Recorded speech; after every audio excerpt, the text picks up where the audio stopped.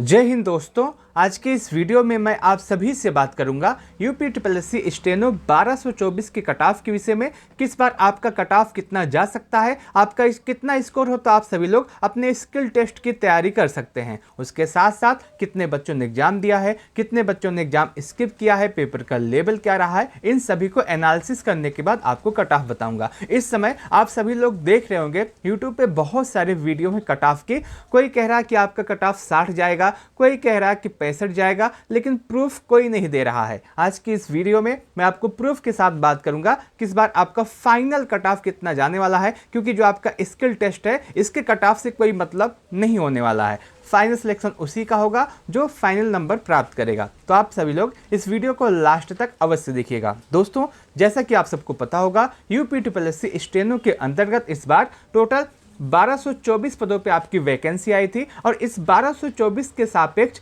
Total 54,577 बच्चों को mains के लिए शॉर्टलिस्ट किया गया था। कितने बच्चों को?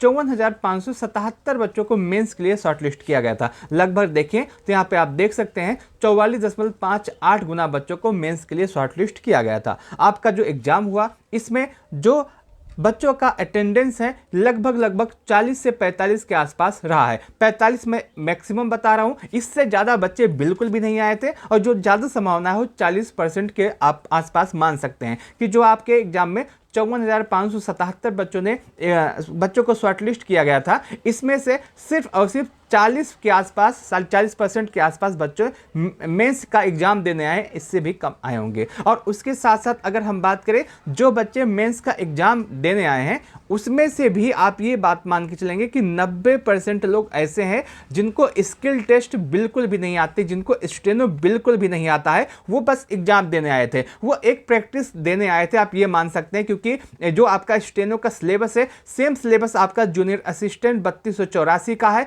बहुत सारे बच्चे इसमें 3284 में एग्जाम देने वाले हैं, बस वो इसमें एग्जाम देने आए थे, लेवल देखने आए थे कि कैसा हो रहा है, टेस्ट देने आए थे, आप ये समझ सकते हैं। तो आप ये मान के चलेंगे कि इसमें से 90% बच्चे ऐसे हैं जिनको स्किल टेस्ट के नाम पे कुछ भी नहीं आता, बस वो एग्जाम देने आए हैं। और इन्हीं की वजह से आपका जो कट ऑफ हो सकता है, आपका जो इस टाइपिंग का जो स्किल टेस्ट का कट ऑफ लगे थोड़ा सा हाई लगे, बाकी इसमें बहुत ज़्यादा कट ऑफ नहीं लगेगा, ये भी आप बात मान के चलिएगा। अगर हम बात करें एग्जाम के लेवल की तो आपका एग्जाम का लेवल हार्ड आया है, बहुत ही अच्छे एग्जाम का लेवल रहा है। और इसमें भी आप देखेंगे बहुत सारे लोग कह रहे हैं कि इस बार का पेपर इजी आया है, बहुत सारे लोग कह रहे हैं पेपर आसान आया है। आसान क्यों कह रहे हैं आप ये भी बात मानिएगा, क्योंकि जो इससे पहले स्टेनो 333 का एग्जाम हुआ था उसका जो लेवल था, इस एग्जाम का जो लेवल था इससे थोड़ा सा ईजी आपका 1224 का एग्जाम का लेवल है।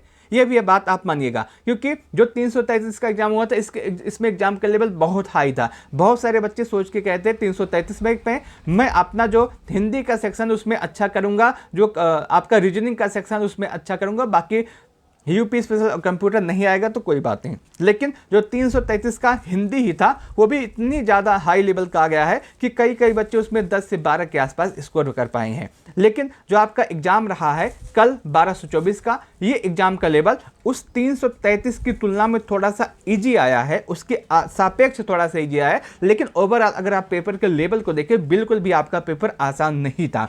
आप ये मान सकते हैं जो आपका पेपर है ये आपका जो 5512 का एग्जाम हुआ था जूनियर असिस्टेंट का, उसके समकक्ष आप मान सकते हैं, उसी के लेवल का आप मान सकते हैं कि उसी लेवल का आपका एग्जाम रहा है। लेकिन 5512 का जो आपका एग्जाम था इसमें टाइपिंग थी, टाइपिंग के लिए आपको पता होगा कि कितना कट ऑफ गया था। और उसके साथ साथ ये आप 5512 की जो वैकेंसी है और जो आपका जूनियर असिस्टेंट जो आपका स्टेनो की वैकेंसी 1224 में, इसमें ज़मीन आसमान का अंतर है। क्योंकि जो आपका टाइपिंग है ये सभी बच्चे सीख लेते हैं, 2 से 3 मंथ का समय मिला तो सभी बच्चे सीख जाते हैं। लेकिन जो आपका स्टेनो का स्किल टेस्ट है, स्टेनो जो है ये आपको अगर कहा जाए कि आप 4 मंथ में या 5 मंथ में या 6 मंथ में आप सीख लीजिए तो ये होने वाला नहीं है। अगर आपको 6 से 7 मंथ में अगर आपको स्टेनो सीखना है तो आप ये मान के चलेंगे कि आपको कम से कम 4 से 5 या 6 घंटे रोज देना होगा स्टेनो को, तब जा करके आप 5 से 6 महीने में सीख सकते हैं। वो भी उसमें भी डाउट रहेगा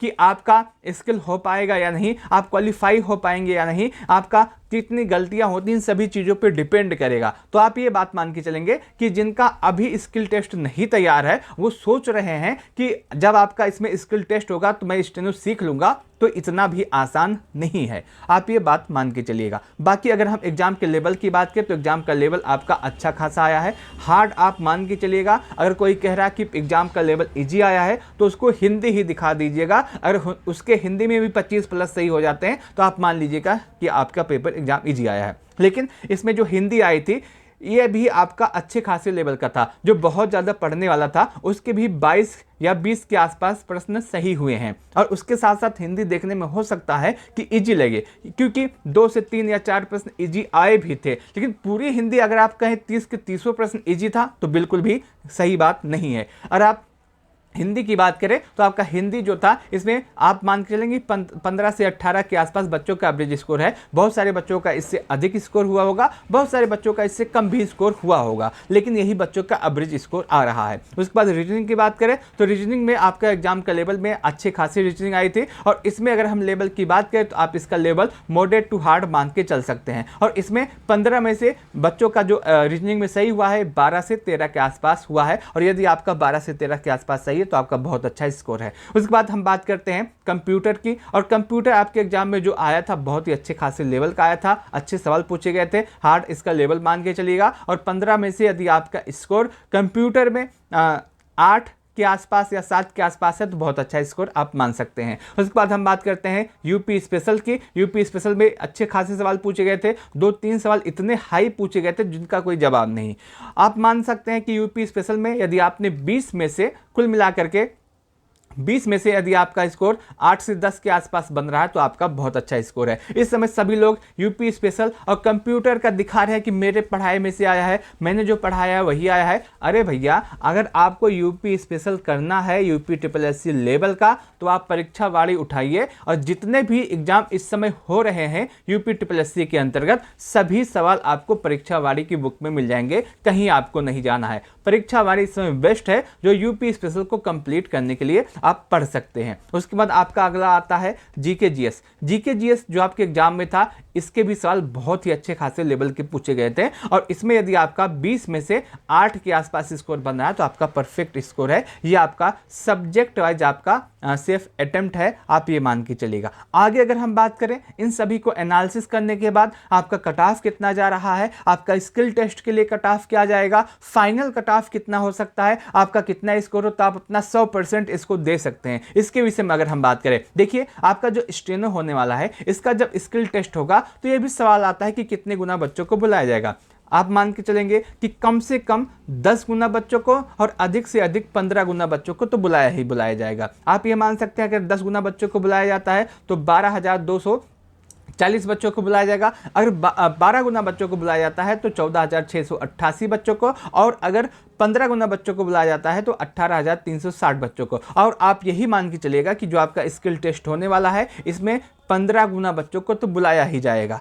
और इसमें अगर 15 गुना बच्चों को बुलाया जाएगा तो आपका जो कट ऑफ है स्किल टेस्ट के लिए बहुत अधिक नहीं होने वाला है। ठीक है, हम सबसे पहले आपको स्किल टेस्ट का कट ऑफ बताते हैं, उसके बाद फाइनल कट ऑफ बताने का प्रयास करते हैं। इस समय आपका जो स्टेनोग्राफर का स्किल टेस्ट है, यदि आप पेपर दे करके आए हैं और उसमें आपका स्कोर जनरल के लिए 35 से 40 के आसपास, ओबीसी के लिए भी 35 से 40 के आसपास और ईडब्ल्यूएस के लिए 35 से 40 के आसपास स्कोर है, तो आप यह मान के चलेंगे कि आपका बहुत अच्छा स्कोर है। आपको स्किल टेस्ट के लिए बुलाया जाएगा, कंफर्म है आपको स्किल टेस्ट के लिए बुलाया जाएगा। उसके साथ साथ एससी में यदि आपका 30 और एसटी में भी 30 के आसपास स्कोर है तो आपको स्किल टेस्ट के लिए अवश्य बुलाया जाएगा, कंफर्म है, इसमें कोई भी संदेह नहीं है। लेकिन सवाल ये नहीं कि स्किल टेस्ट के लिए कट ऑफ कितना जाएगा, आप सभी का सवाल ये है कि फाइनल कट ऑफ कितना जाएगा, आपका कितना स्कोर हो तो आप अपने एग्जाम में फाइनल सिलेक्शन पा सकते हैं। फाइनल कट ऑफ बताइए। तो फाइनल कट ऑफ की अगर हम बात करें तो आप ये मान के चलिएगा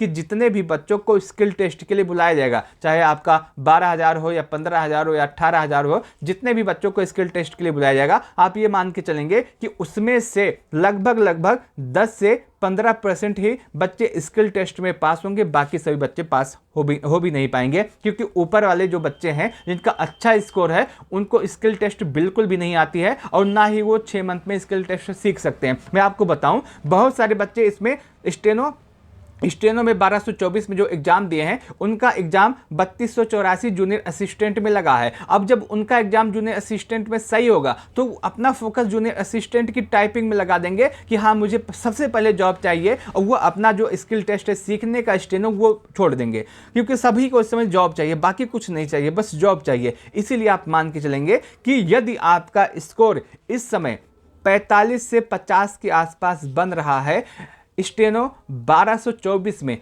तो आप ये मान के चलेगा कि आपका सिलेक्शन 110% आपका फाइनल होने वाला है, इसमें कोई रोक नहीं सकता। आपका जो कट ऑफ है, फाइनल कट ऑफ 1224 स्टेनो के लिए, वो आपका 50 से अधिक नहीं जाएगा किसी भी कीमत पे। और यदि आपका स्कोर किसी भी कैटेगरी से है, 45 प्लस है, किसी भी कैटेगरी से आप हैं, चाहे यूआर हैं, चाहे ओबीसी हैं, चाहे ईडब्ल्यूएस हैं, चाहे जो हो, अगर आपका स्कोर इसमें 45 प्लस बन रहा है तो आप अपना 100% अपने स्किल टेस्ट को दे सकते हैं, यदि आपका इतना स्कोर है। अगर आपका 45 प्लस स्कोर है, 45 से 50, तो आपका 110% सिलेक्शन होने वाला है। बस आपको अपने स्किल टेस्ट में सुधार करना है, स्किल टेस्ट सही करना है, आपका सिलेक्शन हो जाएगा। ठीक है, ये पूरा वीडियो है कट ऑफ को लेकर के। मैं उम्मीद करता हूं कि आपको ये पूरा वीडियो पसंद आया होगा, आपको ये पूरी जानकारी अच्छी लगी होगी। यदि आपको वीडियो अच्छा लगा है तो आप इस वीडियो को लाइक अवश्य कीजिएगा, अपने दोस्तों के साथ इस वीडियो को शेयर करना ना भूलें। आपके मन में कोई भी डाउट हो, कोई भी सवाल हो, तो आप कमेंट सेक्शन के माध्यम से पूछ सकते हैं। आप जरूर बताइएगा आपका स्कोर कितना, मैं आपको बताने का प्रयास करूंगा कि आपको स्किल टेस्ट की तैयारी करनी चाहिए या फिर नहीं। इस वीडियो को लास्ट तक देखने के लिए आप सभी का बहुत बहुत धन्यवाद।